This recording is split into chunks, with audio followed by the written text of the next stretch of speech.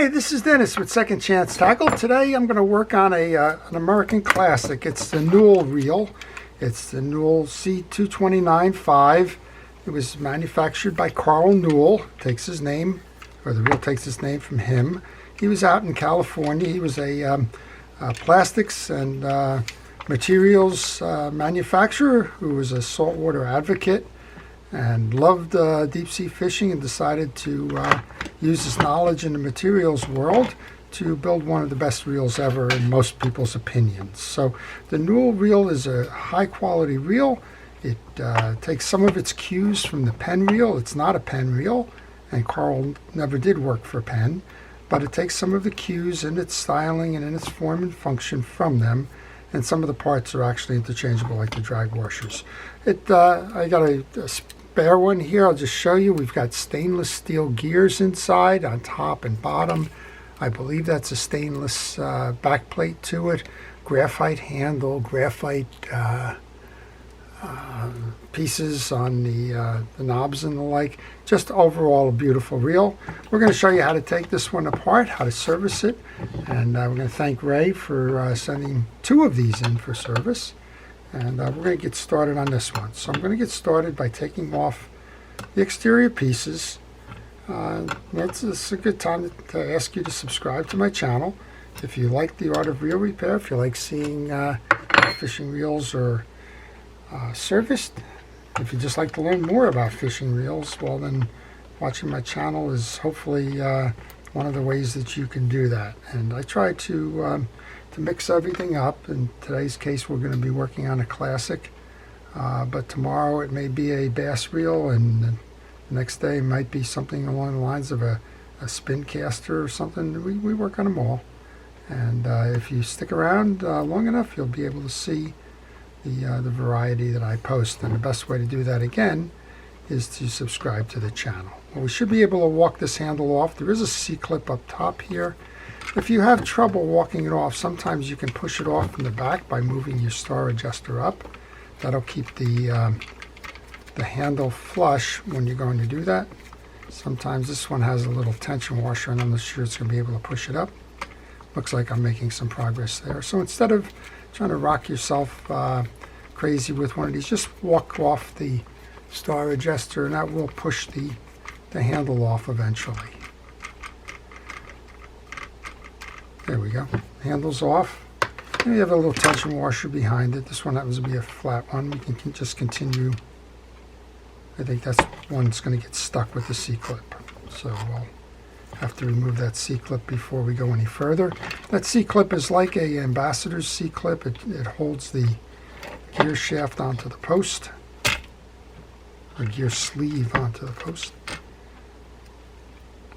Just going to push that off with a little pick. It's actually an E-clip, not a C-clip. It has the extra stud inside. So that's the one there. And you'll notice a couple of things. I do wear a protective glove, and I also use a parts tray. Parts tray's off camera, but it's a fast food container that's just been repurposed. And then when you do this, notice how these pieces come out. So we have a bell washer underneath the flat washer on top of the star adjuster. So sometimes that gets tough to remember, and my suggestion to you is, if that's an issue, we're going to prevent it from being an issue, go ahead and take pictures along the way. I'm taking pictures with the video camera here. You could do the same if you like, or you can just stop at critical points in the assembly process. And what you would do is just take a picture where you think that there's a lot of parts about to come off. Take that picture before you take them off, and you'll be able to find them when you go to reinstall. Well, I just found 2 long screws like this. And then the one up top is not a long screw. It actually has a little collar that it's going to attach into. So just notice that that one's going to belong up top. This one's actually a very short screw, and just pay attention to it as you go do that. With that off, those should be the ones that are going to enable me to remove the side plate. Now, this is your side plate. Again, it's maybe a little bit different than the one I showed you. Actually, it's pretty much the same. But again, the quality of the materials inside of it is just wonderful. And what this reel needs, based on my my early tests, is just needs some oil. Doesn't even need much cleaning, but we'll do both. And I'm looking here. I was about ready to remove the spool, and I noticed that we have extra long screws. I guess we've tightened that down, but we have screws here that are not going to allow me to remove that at this point, not without backing those screws off. So let's go ahead and do that.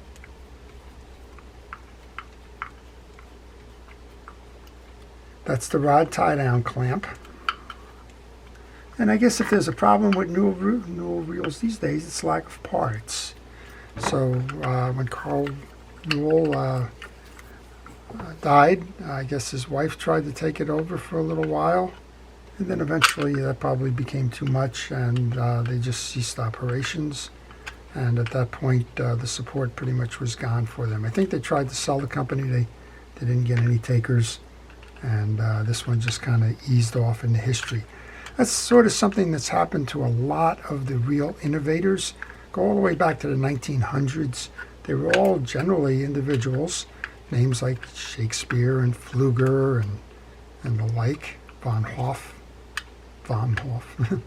And, you know, for some they were able to go for a second or third generation, and then eventually the family business just kind of went away, and the companies either got sold or just kind of faded out into the annals of history. All right, I've taken those screws, backed them off. I should be able to remove that spool now. And on the back, you can just see further evidence of the quality of the construction. This one appears as though it's never had that click tongue used. Nice sharp click tongue and a ball bearing. And that's really what you wanted to get to on this reel, was the ball bearing. That was the reel clamp that just fell off there. That's probably why it was over tightened on the way in, because it has one of those little ears. I'm just going to put a little bit of oil onto that. So much of reel service on the annual basis is just kind of cleaning it, inspecting it, making sure that all the pieces and parts are not worn. If they are worn, go ahead and replace them. That would be something like a drag washer, maybe a spring or something you'll notice is weakening. Go ahead and replace those, and then just clean it, re-oil and re-lube it, and get it back out there fishing again. Alright, so I did that. I'm going to put a dot of grease onto the stud of the spool before I put that back in. And we'll just turn it to work that oil into that bearing. And we're in good shape there. Okay, we're going to take the remainder of this off. We have the 4 bridge screws, 1, 2, 3, 4. They come out. There you are, Phillips head screws. And again, you want to do the same thing here. When you take those screws out, note the position of where they came out of, and then make sure that as you go to reinstall, that if there's one that's long and one that's short, you know which ones go where. If you have a question on this reel or any reel in particular, maybe you're working on one and got stuck, just leave it in the comments section. It doesn't have to be about this reel. I'll be happy to try and answer that for you. I just had some fella say he was looking at a reel and, well, my hand's getting in the way. Well, especially with some of the older videos, yeah, they got in the way a lot.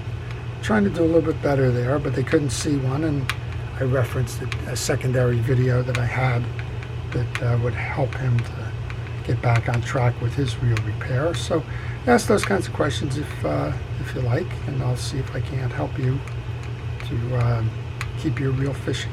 The whole idea of this channel is a do-it-yourself channel where you learn how to do it, but I understand sometimes you don't want to do it, or maybe as you're doing it something happens.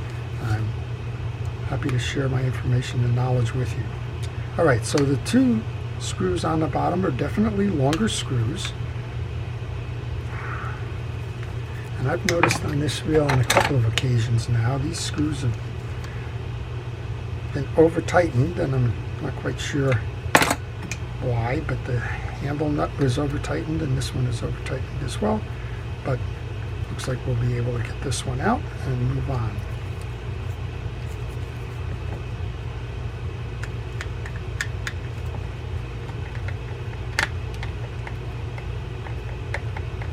All right, just getting that last one out. It's out of the bridge. We're just going to walk it all the way out of the case so I don't lose these. Some folks like to lay their parts out on a desk or a table as they work on them, kind of like the sequence that they took them off in. That's never really worked for me, and quite honestly, I have a habit of knocking things around on the desk, so leaving them on the desk is pretty dangerous. So what I choose to do is just kind of put them in separate areas of the parts tray and then come back to them later. All right, the 4 are off. We should just be able to lift off the side case now. We're going to take a little paper towel and clean out the grease. If that was hard caked grease, you'd go ahead and use something to dissolve it, maybe a penetrating oil or something. We have a bearing in the back here. These reels can cast for miles with those bearings. It's one of the things that they're known for. I'll just let the oil sit in there, put the case off to the side, and we'll come over and show you how to do the rest of the reel then. So we kind of previewed this for you, the difference being the handle was still attached to that one that I was showing you. Here's the one thing to note. This one kind of gets lost every now and then, but there's an anti-reverse dog on here, and if you didn't know this reel, you'd have a hard time figuring out where this little tab on this end of the spring went. Well, it just overlaps the side of the plate there. Some people I've seen have tried to put it into the screw hole. Well, that's a disaster. Some of them have tried to put them in up top here, but the truth of the matter is it just puts tension by laying on the side of the plate there, just in case you were curious. We should be able to lift this whole stack up and off. We can lift this up as well. And I want to take this off just to show you to take it off. There's 2 E-clips on this. They hold a spring underneath. Just be careful as you remove them. Sometimes that spring is going to power you and it's going to push it right off. That's your spring and your clip for the yoke. And yes, they go on top of the yoke, not underneath the yoke. So again, as we mentioned from time to time, I see some odd things come in. Well, that's one of them. I see people trying to put the yoke in with the springs underneath it. That is not the proper install for that piece. This is part 2. Right into my parts tray. We can lift the yoke and assembly up. And we basically have a bare bridge. This is the assembly I was talking about with the anti-reverse dog in case you're trying to set that. There's a hook that goes over the top of that dog, wraps around the post, and then the other offset spring comes to this side. Okay, well, this is all just about as clean as it could possibly be. All we need to do is oil it. If you had a problem with this, you could also remove the lever and the jack. You have another E-clip here which will remove the lever. The jack sits on that post. Here's your spring. Your spring comes from the lever up top here into that side plate there in case you have it apart and you're kind of wondering how that goes. And I'm just going to move this up and down a few times just to work that oil in. But again, no need to disassemble that piece right now. It's doing everything it should. All right, we're going to clean what little grease there is on the yoke. Take that off. I'll use a paper towel to do that. And we want to re-grease that. We also, again, the whining I was hearing in the reel was lack of grease. This is totally clean and dry. That needs a little grease. We're going to use fishing reel grease. I'm going to use Penn Precision Reel Grease for this. I don't have a preference for fishing reel greases, but I do have a preference that you use a fishing reel grease when you do the service of your reels. Now we're going to give that a good amount of grease since it hasn't had any in a while. We'll go ahead and put some grease on the shoulder on both sides of the yoke. And this is a point where some folks get confused. There are 2 ramps in this yoke. These are the ramps. You can see that they're punched in to the plate. Those ramps face back so that you have these little studs facing up. When you go to install the spool gear, the spool opening that's going to accept the spool is on the same side as those ramps in the yoke. I'll go ahead and put that back in.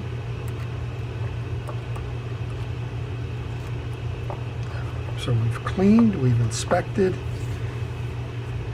Now we want to grab those springs. This one requires a little bit of strength and coordination. What you need to do is you need to press down on the spring and push in on that E-clip. And it doesn't always work there. I'm going to take this glove off because it's a little hard for me to grab that spring there. So I'm just going to position my E-clip in the corners of the spring.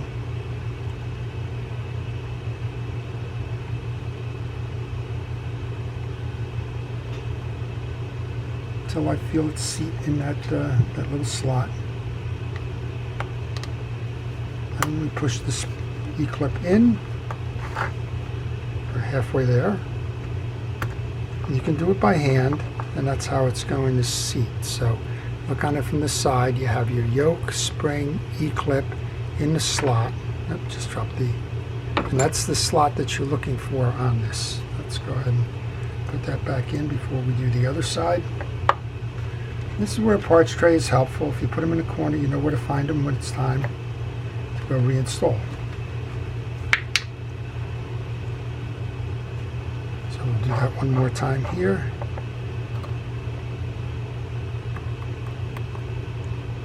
First time I did one of these, it was a little maddening. Then I realized that it's really just a matter of patience. Eventually, you get it.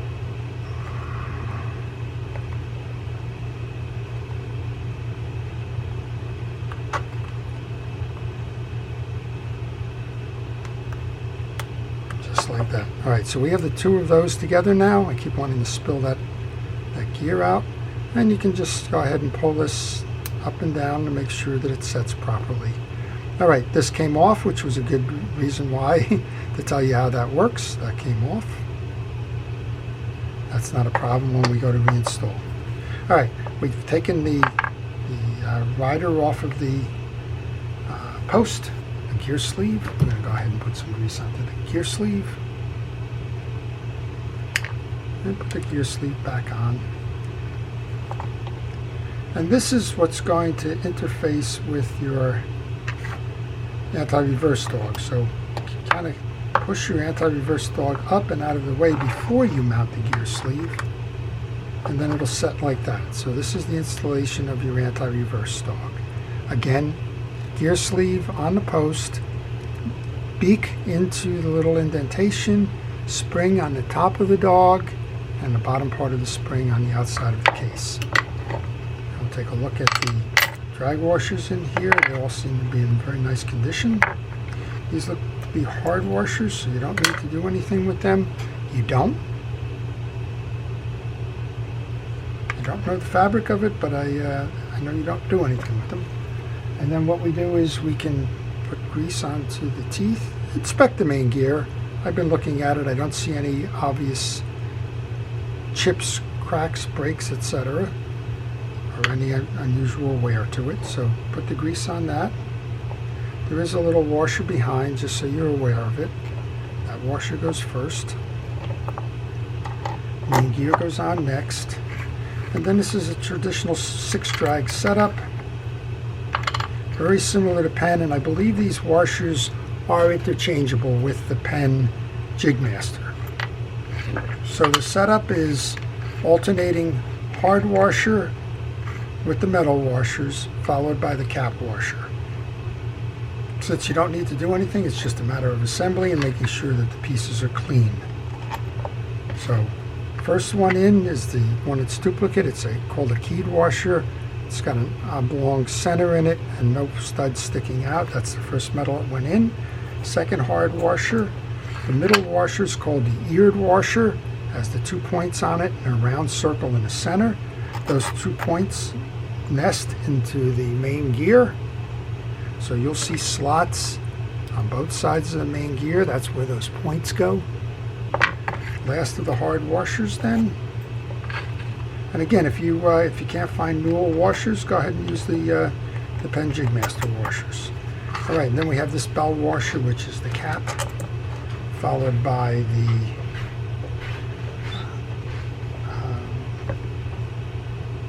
little tension washer and the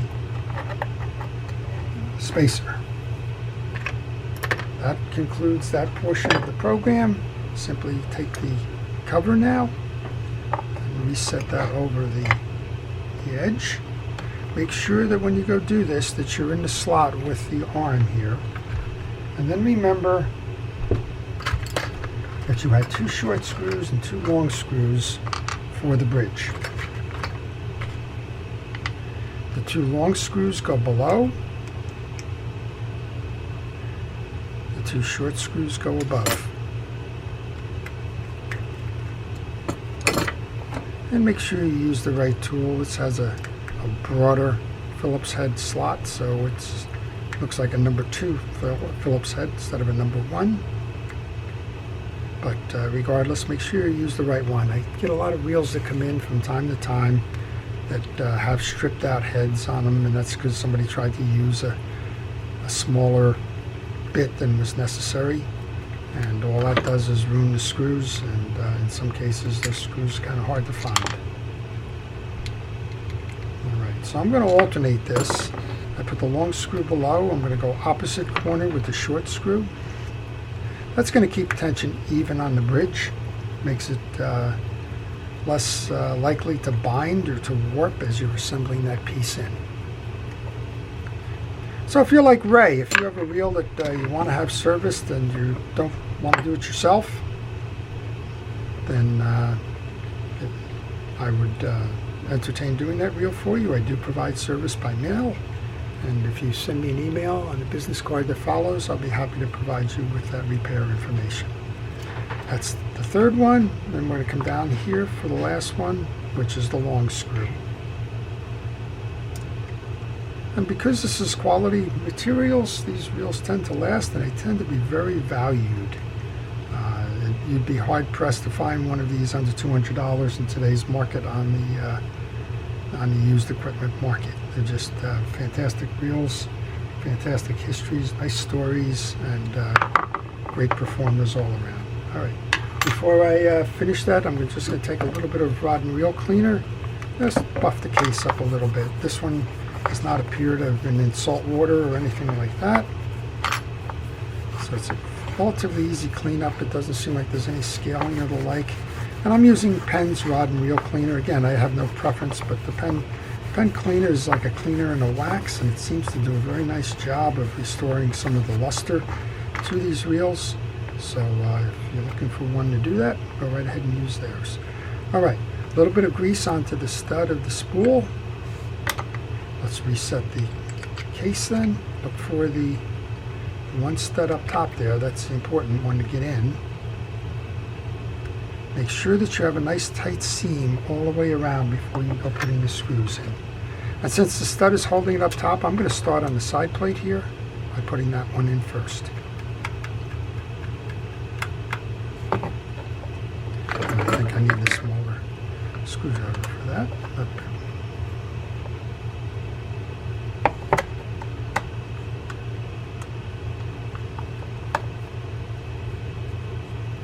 Now that one didn't seem like it was starting properly, so I just backed it off and reset. This one has a taper on the front end, so sometimes it doesn't catch right. Just back it off. Be patient with these things. Again, you don't want to ruin something by just kind of muscling through it. If it's not coming and cooperating the way it should, well, then there's something you need to check there. All right, this is the third one of these.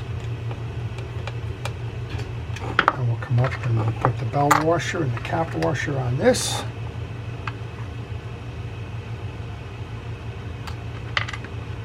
Actually, the first thing we're going to do is put the star adjuster on. There's two sides. This is not a flat one, but that's the side that belongs down for the star adjuster to work properly. Just be aware of that. Again, pictures will have helped if you were just kind of working on this and forgot which way went which. Go back to your pictures. And just work this one. You got to get this thing threaded right the first before you can get it started. And for some reason, I always want to skip that.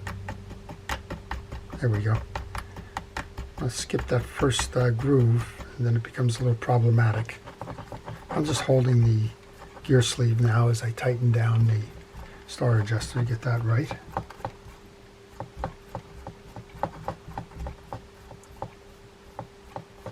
Okay, then we had the little bell washer and this one. This is the back washer for the handle. That goes next. The handle is set in next. And then we need to put that little C-clip for the top on.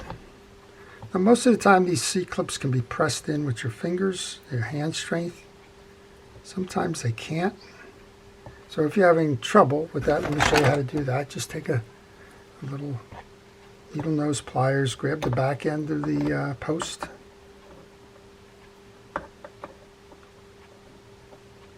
Back end of the clip, and just pull it in like that. This is a plastic washer on the nut cap itself. You can leave it like that to put that in.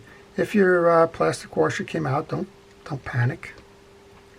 Just go ahead and reset it and put it back in. Again, you got to find the right threading to begin with.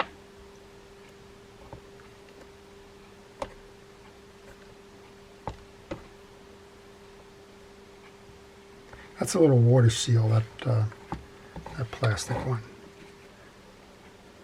And I think let's try this. So I have a variety of tools on my bench. I'm just using a deep socket now to set the rest of this. There we go. We're all set on that.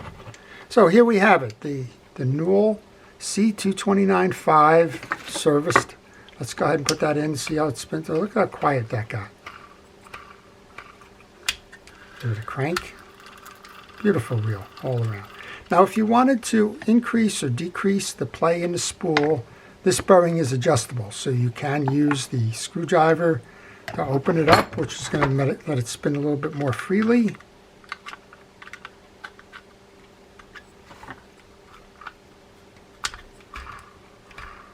Or you can tighten it down. It's a matter of preference on that one. This one on this side is non-adjustable, so that is your adjuster here. And just to make sure your nice pointy click is going well, there you go.